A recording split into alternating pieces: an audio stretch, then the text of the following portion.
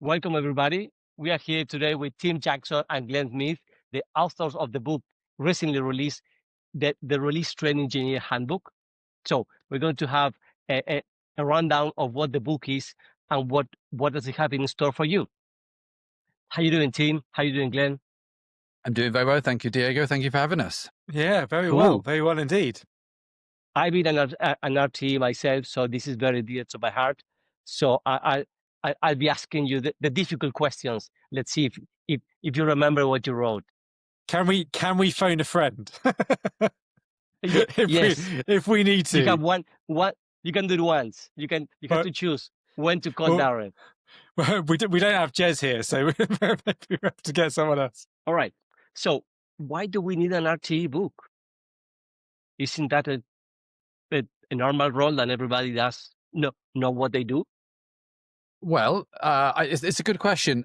When we were looking at it, Diego, we were sort of looked at the landscape of what's available for different cohorts in SAFe.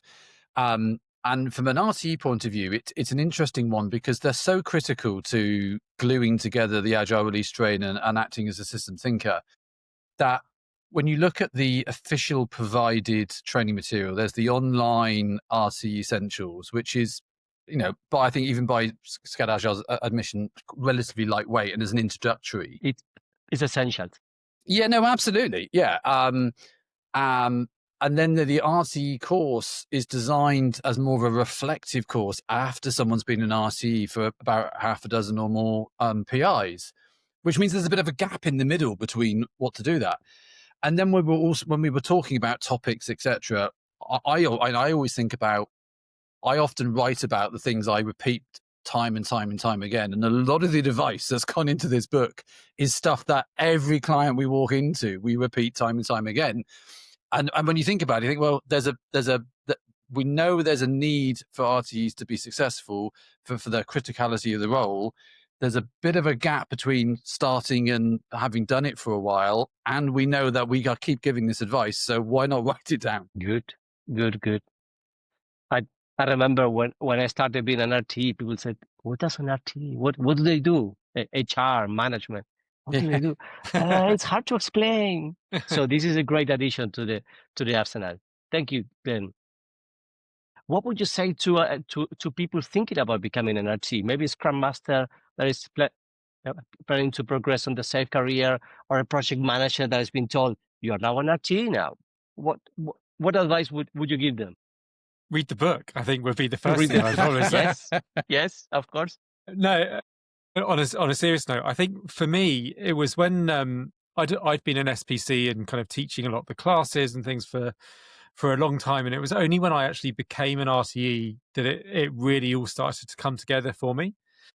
And I think the thing about an RTE is because you're in that really central place within the framework, you're going to be working really, really closely with the Scrum Masters, team coaches, obviously, but you're in that position where you can actually influence up and down, and you're going to be working with product management and lean portfolio management and the lace. So there's a lot that you can do where you can actually show up and not just go through the motions, but if you actually do the RTE job well, it's incredibly powerful. And I think so much the difference between being an RTE, being a kind of an okay RTE that just facilitates the art events and does PI planning, and you can just do that and it's kind of okay.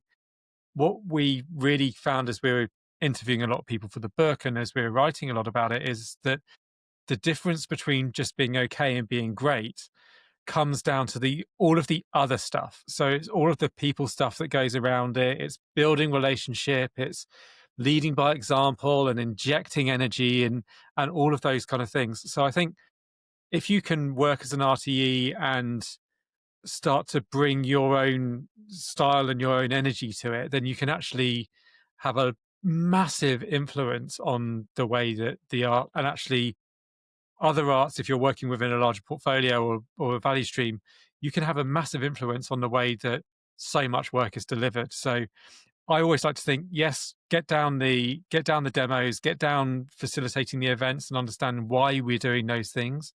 But really, a lot of the value that you're going to be able to bring is in the other stuff. Yeah, I always say that being an RTE is being in the center of the universe of that problem that you're solving. You're in the center of everything.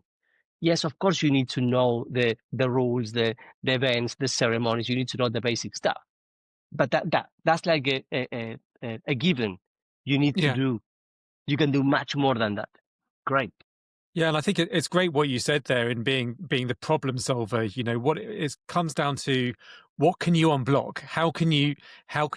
You know, it's those kind of things I think are really, really important to approach it from that mindset as to how can I help make the art better? Cool. Thank you.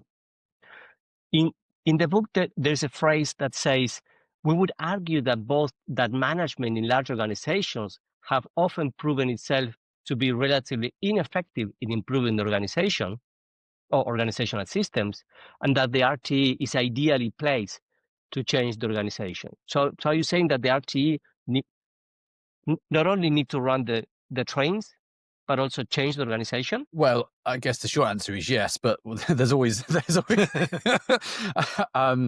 if we use the analogy that a RTE is a scaled version of the Scrum Master for a team of teams, then it doesn't it's obvious that yes is the answer, because in a team we know that a good Scrum Master is going to spend a chunk of time working with the team, improving the team, but a chunk of time is also going to be spent improving the organization that impacts the ability for the team to get stuff done. And that's the same for the RTE.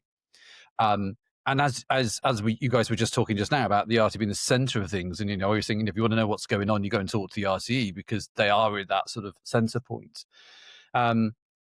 They understand the impact of other programs, other projects, other organizations, just systemic problems in the organization. They understand the hands-on challenges of delivery, whether it's software or otherwise, that in the Agile release train. So they can sort of see cause and effect.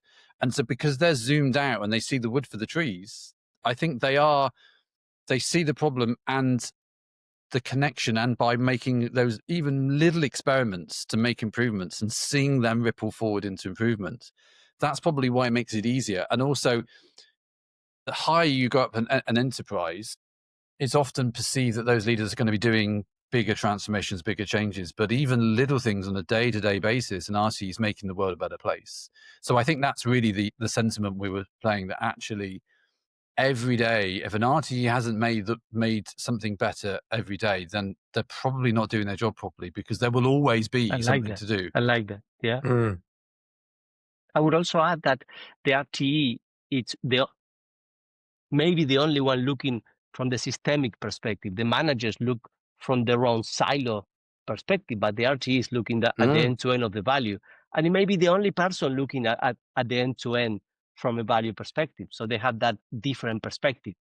Yeah, and also, even if they're not the only ones, they're also, their job is to optimize flow and to get value delivered. And so they are, they have, at least in theory, and we know they're busy boys and girls, but in theory, they are the ones who also are thinking about it, are employed to do that, and have the time to have the headspace to try to make those changes as well. Yeah. I'm not sure they have the time nor the headspace, but they should be doing it.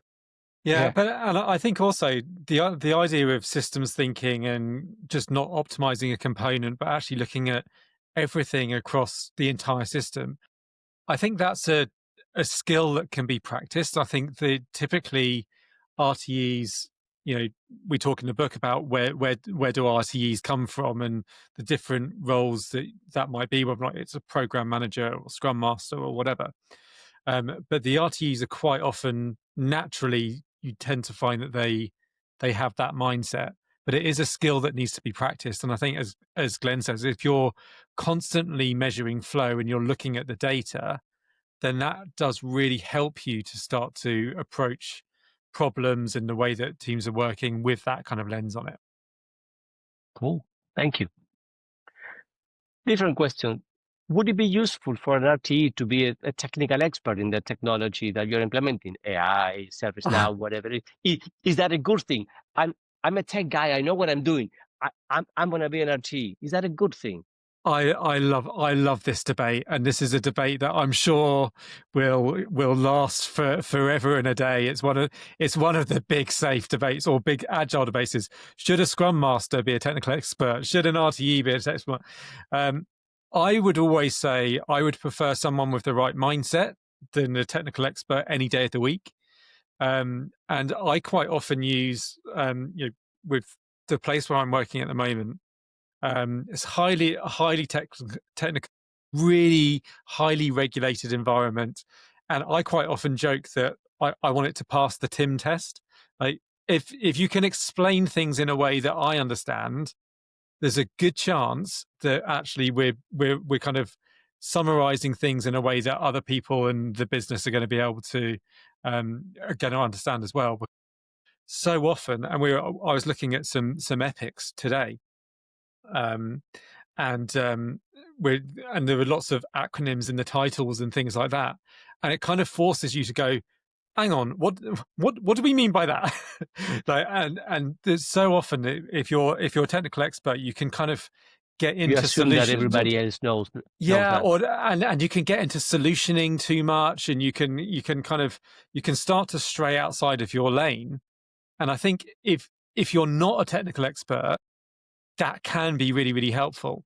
The flip side of it, I think, is you want to kind of know enough to be dangerous and to understand what the heck people are talking about. Because if you're just like, "Ooh," if you've got no idea, that's not going to help either. So I think it can be counterproductive in that you can get into solutioning when that's not really your role.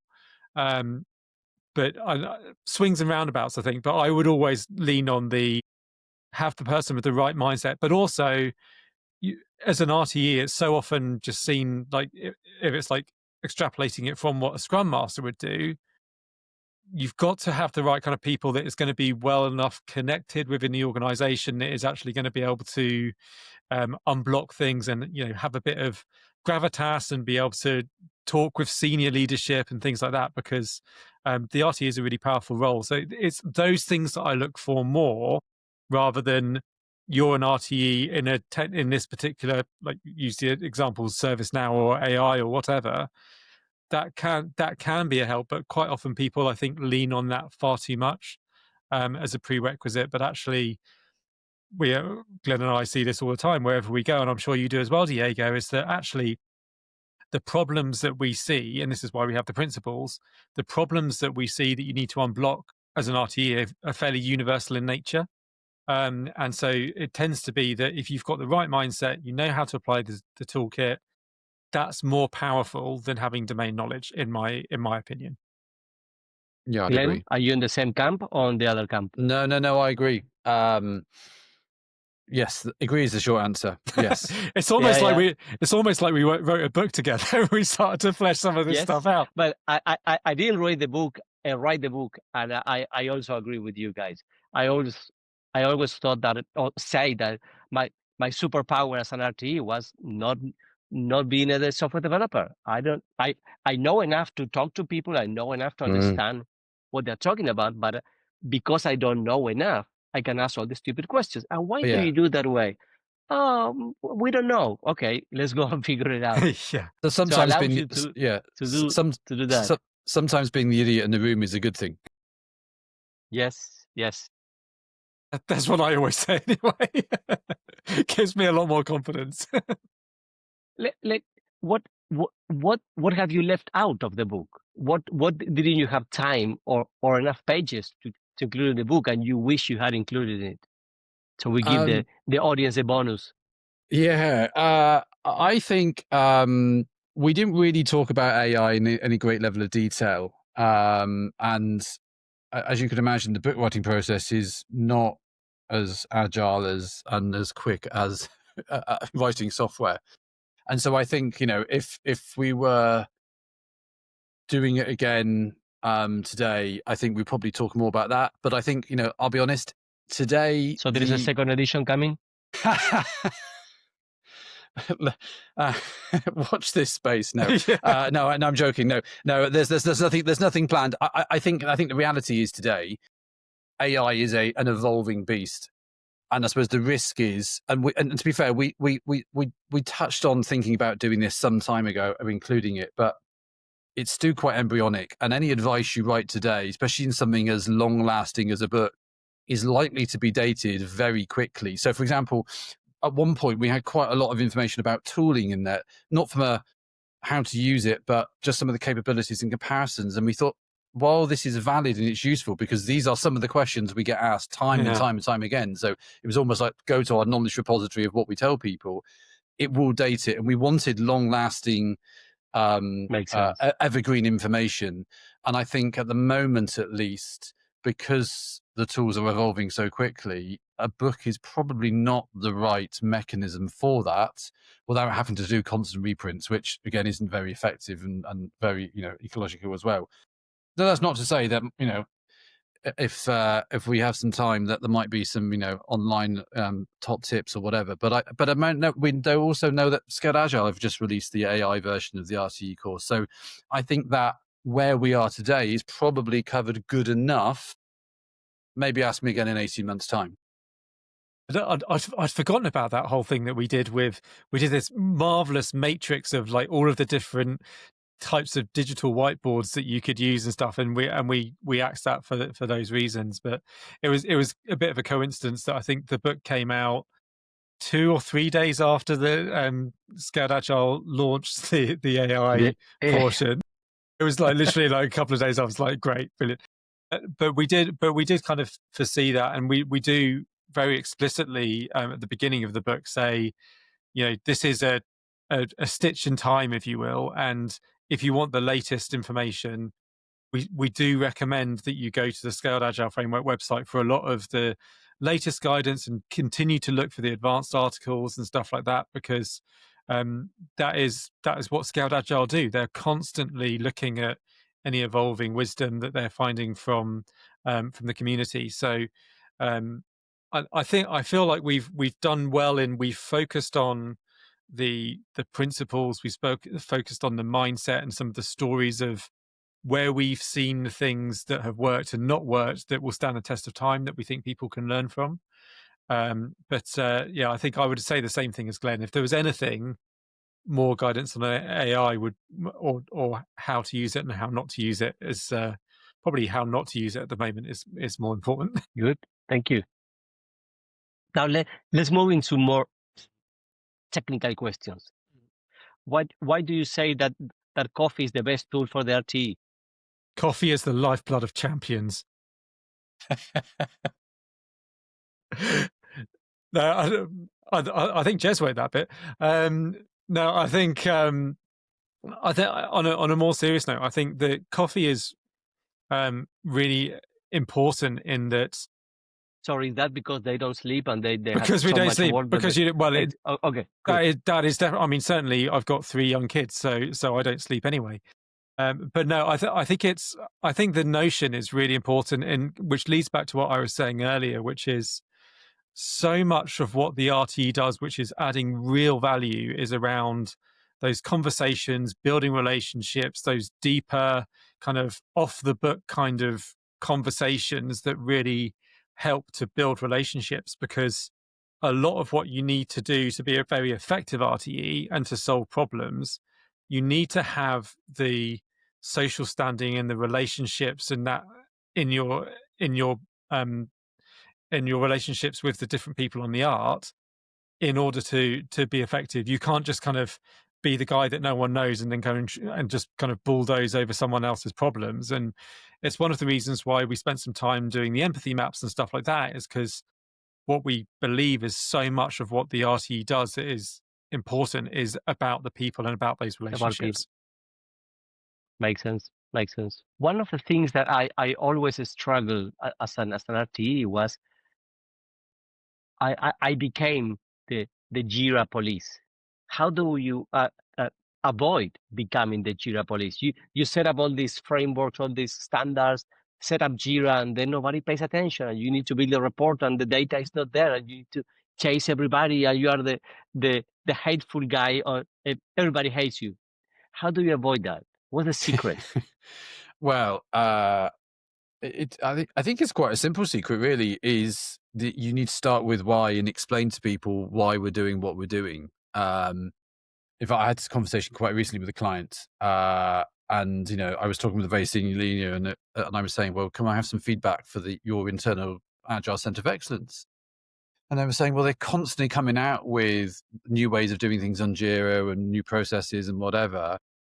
And we don't have enough time to adapt to it because sometimes it can become thick and fast, but we don't understand why we're doing what we're doing. I think it's a bit like you were talking earlier about, we forget what we know. It's the curse of knowledge. And I think the people who know go, oh, well, it's obvious why we're doing this thing because we can visualizing and optimize flow and all that sort of good stuff. But what's in our heads, not in the everyone else's heads. And so if we can understand the importance of it and the value it brings to both them as an individual, but the enterprise as a whole. And sometimes the value is predominantly to the enterprise, not to them as an individual. And we have to acknowledge as like, well, I get that you may see this as a tax on your job, but actually the enterprise will find it useful to understand what the hell is going on and progress, etc. But I think it's an easier, and I say sell, but lowercase s, to explain if we've understood the backstory of the why behind it and the value it brings. But also, I think I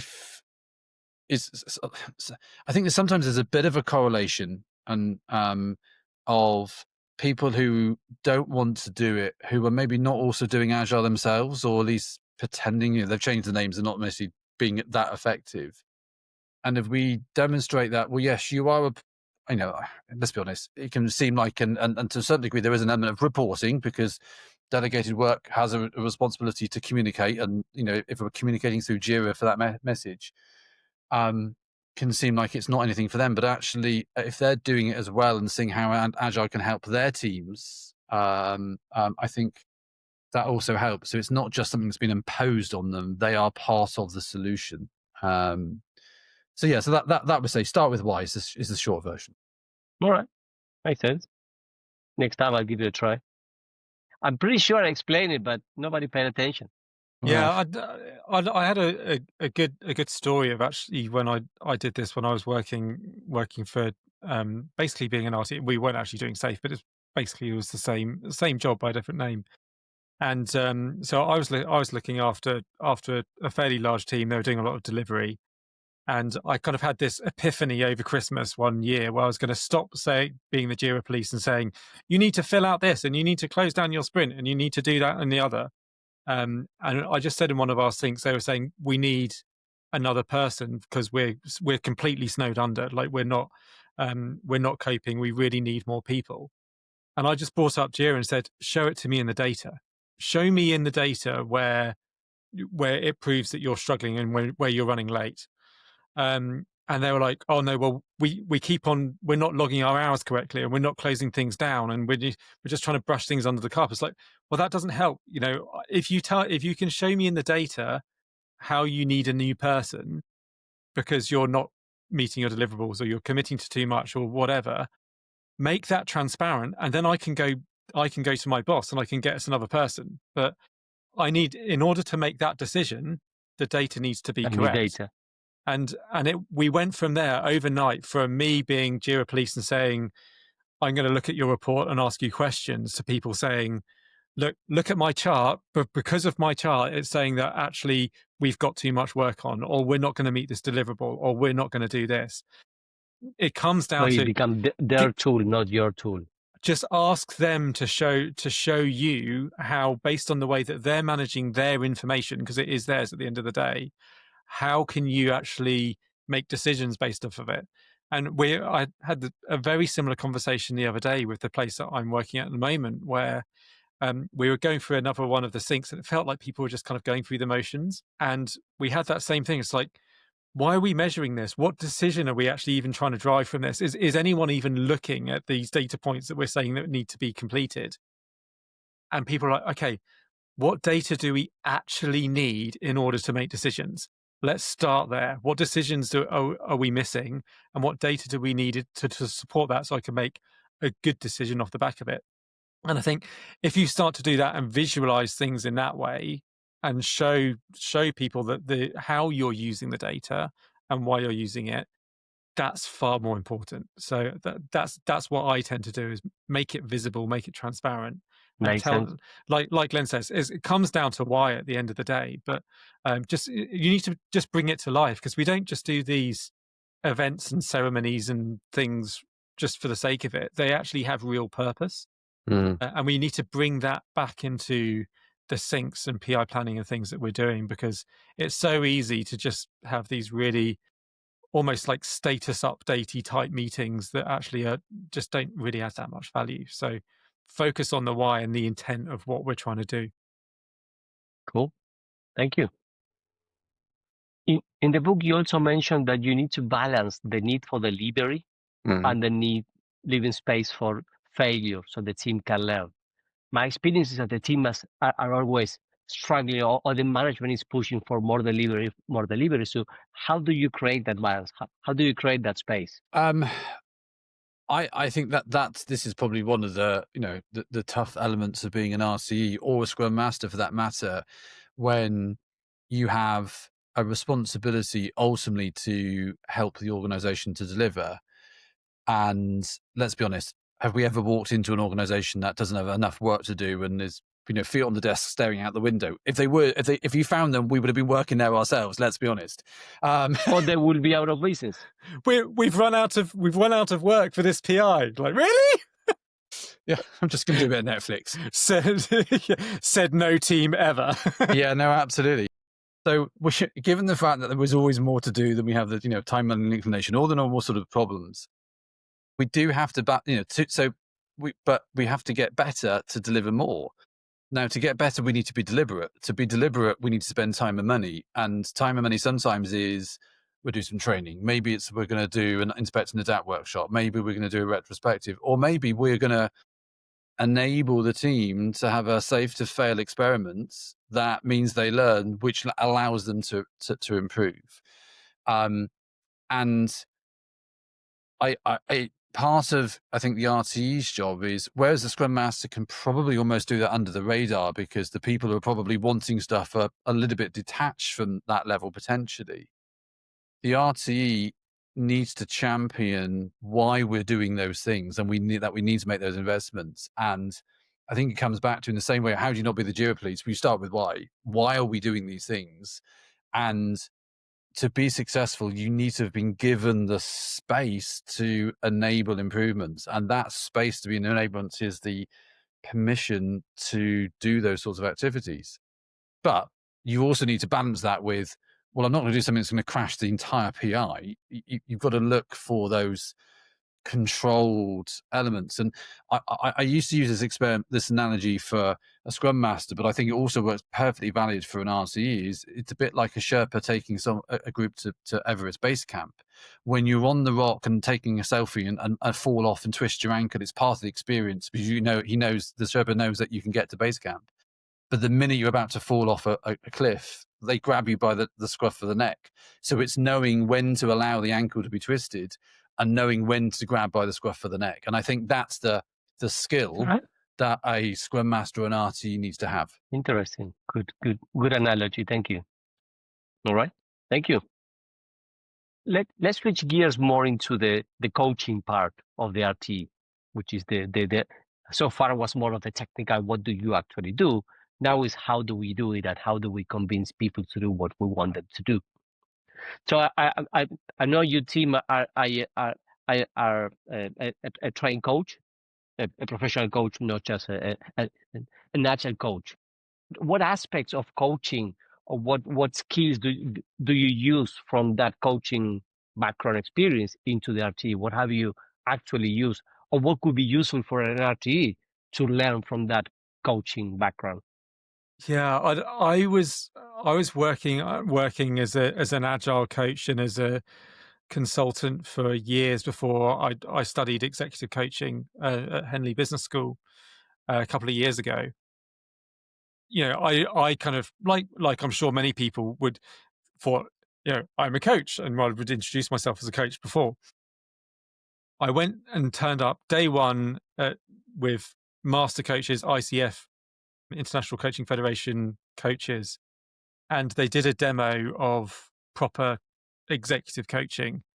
And there was a big class, there's probably about 25, 30 people in the room, and then just the coach, and then just one person who was a volunteer to take part in a demo of coaching. And it was like the most incredible thing that I'd actually seen in my professional career, because you had 30 people there for half an hour, and you could have heard a pin drop because of the level of gravitas and the kind of the quality of the conversation and the interaction that those two people were having. It was absolutely incredible, and it made me kind of rethink everything about what I believe coaching to be, because it is so much less about Tim putting my consultancy hat on, basically saying I'm a coach, but really actually telling you what to do. But instead, kind of actually helping people to, within the ICF, we talk about evoking awareness and helping people to understand the solutions and the problems for themselves, and how powerful it is if a person comes to that realization on their own. They're much more likely to do it than to actually do it, than if you just tell them what to do. And so there are a number of tools that I learned through that experience, which helped me to just like hold and I'll listen better and to ask better questions. But there's some really helpful tools like the Oscar framework, where you kind of look at what are the objectives that you want to try and achieve on a scale of 1 to 10. Where are you at the moment? Then what kind of knowledge or know-how do you need in order to get there? What actions might you take in order to get there, and so on and so on. And I tend to find that using that kind of language when coaching teams is really, really helpful. It's like, we want to be faster. Okay, on a scale of 1 to 10, where are we right now? And 4. Okay, so what do you need to get yourself? What do you need to know in order to get yourself from a 4? Let's not try to go to a 10, because that's crazy. That's too much. We're on a 4 now. How do we get to a 5 or a 6? What do you need to do? And then help them to kind of come up with those kind of actions. And as you start to use some of those tools within coaching as a scrum master, coaching within teams, then you can find it's much, much more engaging for the teams. They feel like they're much more of a part of it. So, and there's loads of tools that are like that, that I learned along the way. But it really kind of made me think about my job completely differently. I think, Diego, when one of the things I took from years ago when doing sort of training as a coach is just thinking about the language that people use. I always remember when I did my training, my sort of head lecturer was sort of like, notice what you notice. And it's very easy. You have a conversation and you transact, but you don't necessarily think about the words. And it's just little words like should or just, and they can carry so much baggage. Or and just be mindful of how, by making a change, something as simple as the Scrum guy talks about having you check your name tag at the door. You're all developers. It's like, well, if you take identity from you being a QA and now you're told that you're a tester, so a developer, sorry, it could really go to your deep psyche and cause you some internal friction. So it's little things like that, and understanding that, oh, if we do this thing and this person's reacting to it, I'm now feel like I'm able to probe to help understand what might that be, and to test that as well. So I think it's just it's those tuning your radar is probably a simple analogy for it. Yeah. As you were talking, Glenn, it reminded me of a team that I was working with. They had a fairly new member of the leadership team, and whenever she was talking to the other leaders as part of the same team that they were part of, she always said, "You need to do this, you need to do that," rather than "We need to do this, we need to do that." And I think that was largely because she had a background in consulting, and she was so used to having that you phrase, you need to do this, and being kind of dictatorial or kind of offering advice, which in coaching we don't do. But it's very much more about, words like that do matter. And we had we were chatting to Andrew Sales in the first episode of our podcast last week, and we had this conversation about words matter, and they really, really do. And it's just really important, I think, if you're thinking about the kind of thing that you need to do as a coach, which is much more about understanding and actually empathizing with people and where they are. It can have a dramatic impact on the culture and the way people feel that they're being listened to as well. It can have a tremendous effect. Cool. Thank you. Very interesting. And have you used any of these practices or any other practice to transform good RTEs into great RTEs? What can you recommend people to help others becoming great RTEs? I think if you think about what we've just talked about, like us. Yeah. Well, Diego, you're already amazing, I'm sure. I think if you think about what we've just talked about, coaching and whatever, and it's about helping the people. It's not just about the process. And Tim touched on this very briefly earlier, but during the process of writing the book, we interviewed some amazing exemplar RTEs from different industries around the world.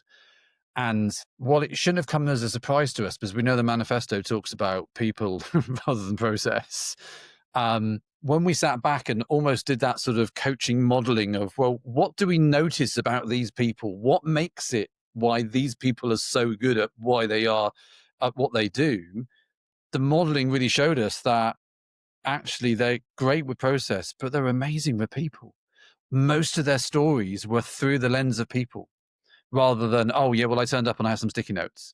And I know that's a glib answer, but so if you think, how do you get an RTE to go from good to great?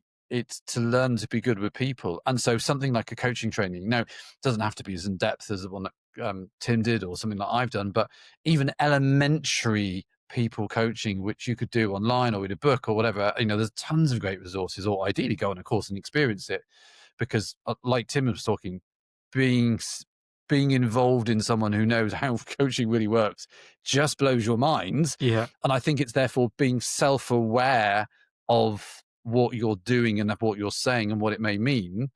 But it's very, and I think I think that would be my biggest advice for an RTE, to be amazing.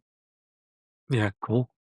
Thank you. On the book, you mentioned a phrase that says you advise against going too far too fast without the permission of the people you're trying to take into the journey with you. What does it mean? I think this is really a way of we were talking about this regarding when we were talking about the implementation roadmap, and I think if you're taking people through change, you're taking people through change, and we need to bring people along for the journey. And we know that's such a glib comment. But if we go back to that last question, it's about the people. What we don't want to do is it's my way or the highway. This is what we're going to do. And yes, the organization will have made a decision to use SAFe as their implementation process.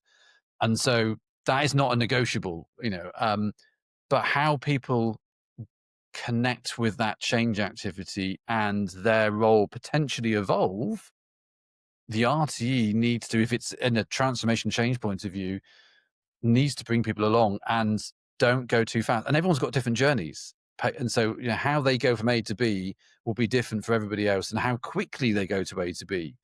And so we need to be empathetic to that and go at the right pace for the right people. You've got to be very mindful about change fatigue. Change fatigue is a real thing where constantly people feel like there's this kind of change and transformation is just being done to them. I remember talking to a senior leader at an organization a couple of years ago now, and he was saying, this consultancy Y came in and they did all of this stuff, but no one ever asked us how we felt about it, and no one like they've kind of come in and they've crashed through all of their processes and say, we know better than you. We know how all of this stuff works. Of course, have you heard of Agile? Here's the manifesto, blah, blah. And it's like, actually, it takes it like Glenn says, it takes a lot of time and empathy to actually really understand where people are. And really, really good change managers are, I think, sometimes hard to come by. And it's you're so often, if you're like us in kind of a consultancy engagement, then sometimes you're under pressure to deliver value, and you're under a lot of pressure from the business to do something and to show that you've had impact. And I think sometimes that can actually make it so much harder to deliver lasting change, which is actually going to stick. And I think that's really what we should be measured on, is not how much impact can you have in 6 months, but whether or not that impact is still there in 6 years.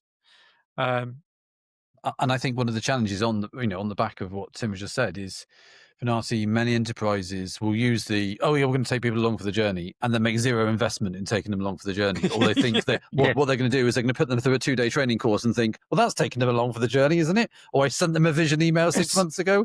It's like, no. Yeah, and it's why, if you go to the implementation roadmap, and training leaders and executives is right there at the start for a reason. And the times when we've not been able to do that, normally for the reasons I've just said, there's a urgent need, there's a burning platform, there's some reason why we've got to get in there and we've got to show value straight away and launch an art. You must launch an art within this time. And sometimes it's okay, but a lot of the time, then there's a lot of work and a lot of groundwork that you need to do to kind of bring people along that journey with you. And it depends a lot on the organization and the culture, but we certainly do find that as well. Cool, thank you. You also say in the book that the RTE is a psychological safety champion. What do you mean?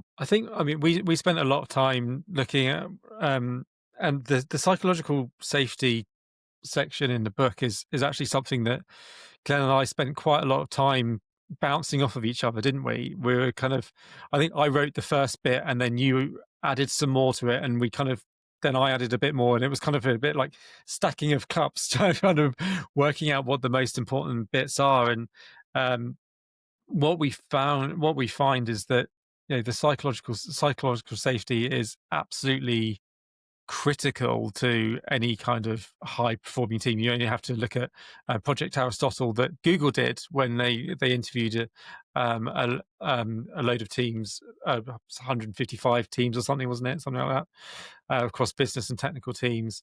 And that was like the number one thing of having not who you have, but how you work together as a team is just fundamental to a team's success. And I think as an RTE, because so often, and we talked about it earlier, there's always more demand and more work than you could ever dream of doing in any business that I've worked in anyway. And so quite often product management are really being pressured by the business to try and deliver more. They're accountable to trying to get as much in as possible. But at the same time, you've got the architects saying, well, we need to build for the future. And so we need to get all of these enablers in and stuff as well.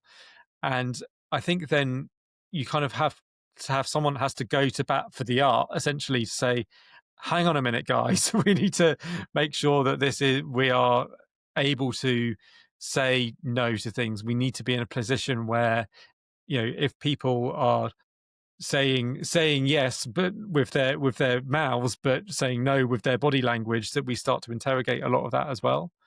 And I think if you can be that champion for the art and really focus on the culture, working with your scrum masters, your team coaches that work within the teams as well, to help them to understand that and to help product management and to business to understand those things, then that's a fundamental skill, I think, in order to be able to help to foster that psychological safety within the arts. Cool. Thank you. Now I'm interested in hearing some real stories of things that happen on the ground. You mentioned a tool using the empathy map for your stakeholders, which I think I never used it, but I thought it's a great idea. Do you have any good story? Where have you used it? And what was the result? Any impact? Sure. I think the first time I used it in anger, that at least resonates in my memory, was many, many moons ago. I was actually coaching a team who, I'll be honest, acted like petulant teenagers and were No. misbehaving. I know we've never seen that before, have we? But basically, the team and the PO were not getting on, and actually the PO was doing a really good job, but was feeling quite hard done by and beaten up by the team. So we ran a retrospective where, whereas normally the PO would have joined, I asked the PO to make an excuse for why they couldn't attend.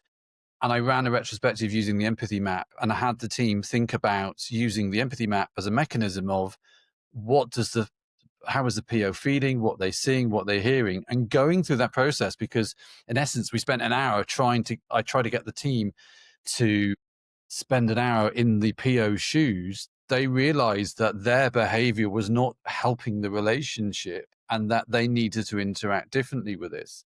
Now, if I just gone in and told them, and this was like the coaching conversation we had a few minutes It's not ago, the same. if I just told them they were idiots, then they were like, oh, Glenn, what do you know? No, it's all the PO's fault.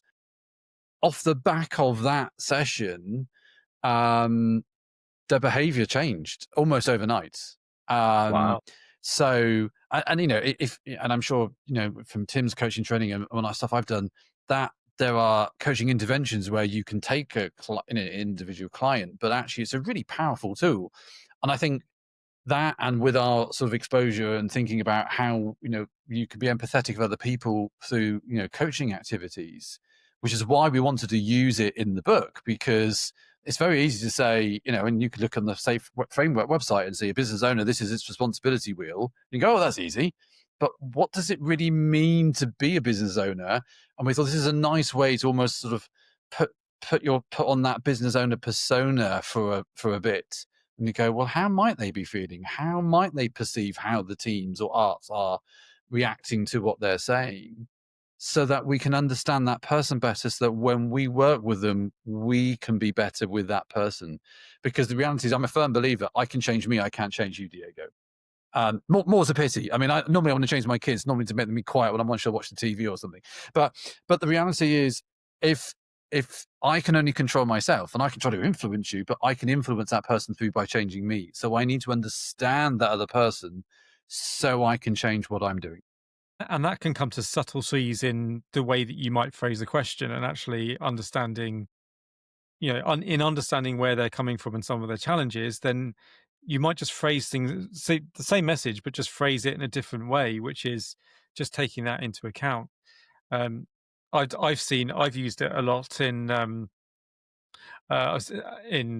working with laces over the last couple of years. Lace in the Lean Agile Center of Excellence, not just like shoelaces or something. But I'm glad you found that funny. Clearly, dad jokes go down well here. But I've seen a bit of a pattern over the last couple of years, and I've been doing this with working with any lace that I've rolled out over the last couple of years, where quite often you end up with two personas when doing any kind of transformation, and others as well. But you normally have one which is, we're transforming, and we're a company, and we've got people that have a lot of domain knowledge, but they don't know anything about Agile. And so what they're doing is they're on the journey to try and be more agile, and therefore what they're doing is they're recruiting new people into the business that know a lot about Agile and have the right mindset, but they don't understand the domain and the technology in the same way. And talking to those two different people is two completely different messages in order to try and get the same outcome. And actually understanding things like that is, and some of the, the frustrations that you might have. So for example, you might get Joe, who's a scrum master from not on the high street.com or something like that Agile through and through and really understands it, and they're talking to Bob that's been in the business for 30 years. It's like, how can you not understand how a sprint works? Those sorts of things. So you're going to talk. How did it go? I'm doing high voices now. It's getting late, so I'm just going to start. It's going downhill from now on. I'm telling you that. But that's the kind of thing that actually, if you can understand where they're coming from, and then you can try and get through some of those frustrations. I think in the book I told a story about someone that I used to work with that was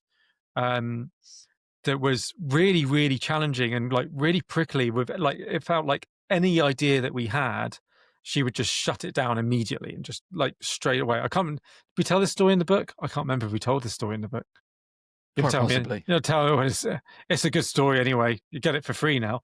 But anyway, so this person was challenging every idea that we had, and this was pre-pandemic, but we were kind of virtually located. But what we would do is we'd work remotely for 10 days out of the sprint, and then we would go and we would go around to various different offices basically for 2 days to do sprint planning. Essentially, is the way that it worked.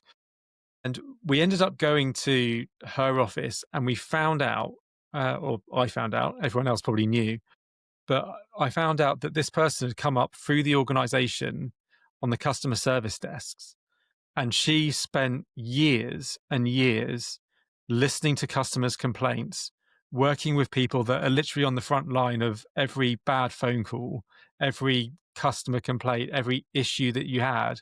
They were all over all of it. And when we understood that, we became fast friends, because actually she wasn't trying to be difficult, but she just cared so passionately about the customer. She'd seen it all go wrong so many times. So she was just really, really, really risk averse. And I think the more you kind of get into that way of thinking and you can understand people on that level, especially if people are struggling to understand what you're doing, understanding the intent behind where they come from, a bit more about their journey, can be really, really helpful, because people aren't showing up trying to be difficult. They're not showing up to do a bad job or to make life difficult for each other. At least I choose to always take that as my default position.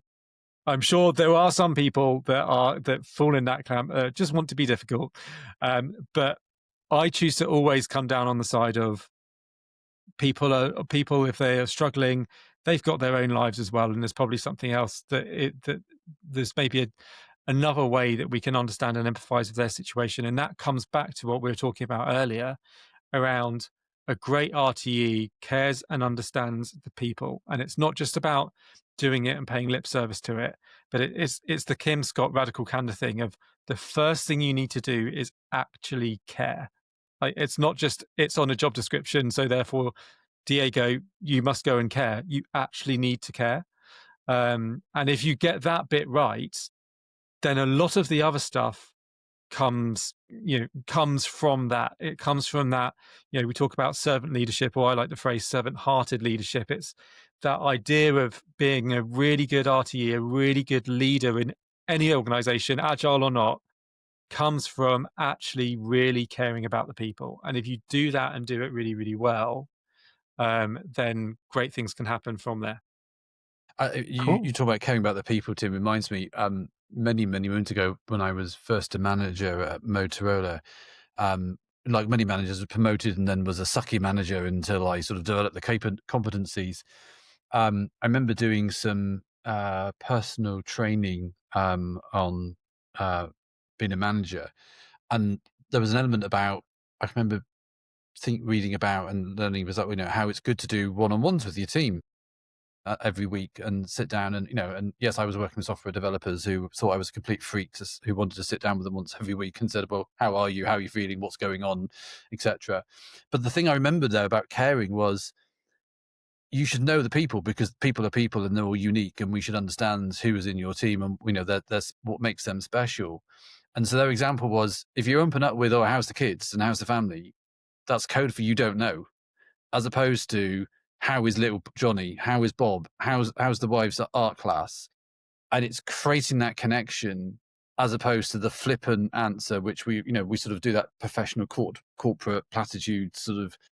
But if you're at that level, then, and so that's, to me, making those connections with humans is really, really important, because I've seen the benefit it brings from just taking a breath and going, actually, I don't know. I know they've got kids, but I don't know who, what combination and what they do and the impact it has on them. And I think it's really important. And I think that's a great point to close the interview, that the RTE job is about people. Yes. You need to learn all the basics, but at the end, it's about people. Fabulous. Great. Thank you very much, Diego. Thanks for having us. Thank you for your time. This was a great session. Hopefully we can do it again when you do edition 2, and we can talk about AI.